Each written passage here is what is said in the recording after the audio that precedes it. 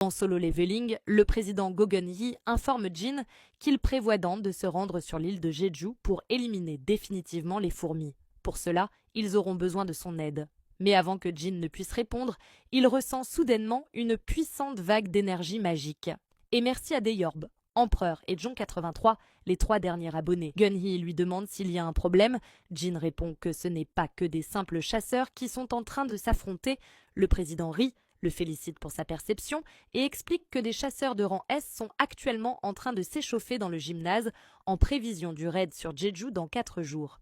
Il ajoute que Ryuji Goto et ses chasseurs japonais de rang S sont également présents, puis demande à Jin s'il veut aller voir. Dans le gymnase, Baek, Yoon-ho et Ma Dong-wook s'affrontent. D'un geste puissant, Ma Dong retourne Baek sur le dos sans effort et lui dit qu'il devrait être capable de mettre plus de force dans ses attaques. Jin-woo remarque que Baek Yoon-ho est légèrement en difficulté lorsqu'apparaît Choi Jong-in. Ce dernier affirme que si Baek se battait à pleine puissance, Ma Dong-wook n'aurait aucune chance. Intrigué, Jin demande pourquoi Baek ne se donne pas à fond, sachant que Dong-wook n'est pas un adversaire contre lequel il peut se permettre de relâcher son attention. Choi explique qu'il est difficile pour quelqu'un d'utiliser toute sa force lorsqu'il y a autant de regards posés sur lui, d'autant plus que Baek devient un véritable monstre lorsqu'il combat sérieusement. Leur attention se tourne alors vers les chasseurs de rang S japonais, introduisant ainsi Ipei Izawa, Mari Ishida, Kenzo Tanaka, Minoru Oshino,